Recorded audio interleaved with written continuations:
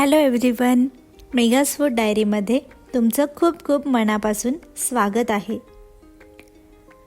तर आज आपण अगदी सोपी आणि 10 मिनिटात होणारी भगरीची खीर कशी बनवायची ते बघणार आहोत. तर सुरू करूया. मी इथे घेतलं आहे 2 टेबलस्पून भगर. ह्यालाच आपण वरई असंही म्हणतो. ह्याला आता स्वच्छ धुवून घेऊया. उपवास म्हटलं की आपल्याला फक्त साबुदाणा खिचडी डोळ्यासमोर येतं, म्हणून आज काहीतरी नवीन बघूया. आता घ्यायचं आहे 1 टेबलस्पून साजूक तूप. थोडंसं गरम झालं की ह्यात आपल्याला भगर सोडायचं आहे आणि मस्त परतून घ्यायचं आहे. मीडियम फ्लेमवर परतूया. साधारण 3 ते 4 मिनटं लागतील. परतून झालं की आता मी ॲड करते अर्धा कप दूध. आता दूध उकळी येईपर्यंत मिक्स करत राहायचं आहे.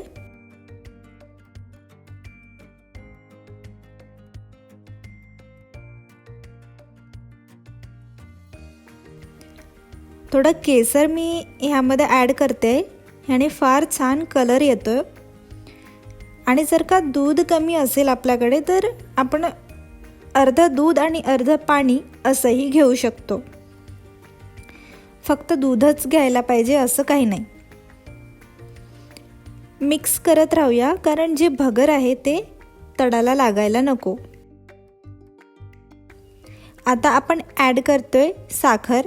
साखरेचे प्रमाण कमी जास्त तुम्ही करू शकता. परत छान मिक्स करून घेऊया.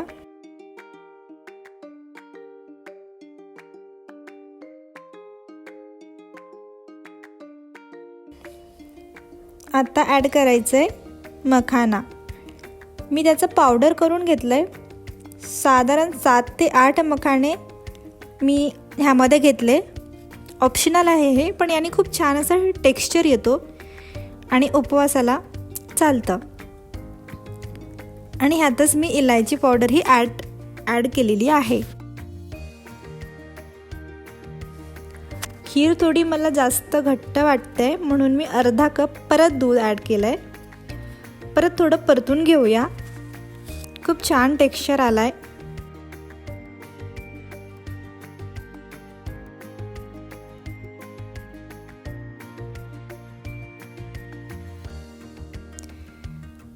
तर हे बघू शकता, भगरीची खीर आपली मस्त अशी तयार आहे.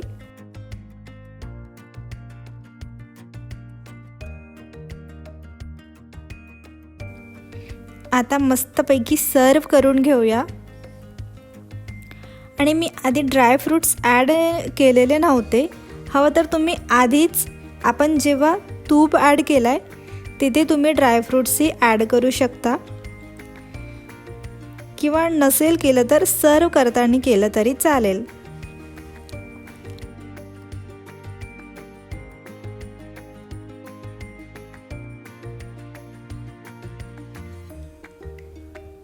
तुम्ही बघू शकता खूप मस्त टेक्स्चर आलाय आणि कलरही आलाय छान.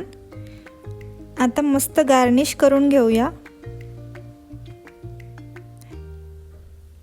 भगरीची खीर तयार आहे. आणि रेसिपी आवडली असेल तर मेगास फूड डायरीला नक्की सबस्क्राईब करा.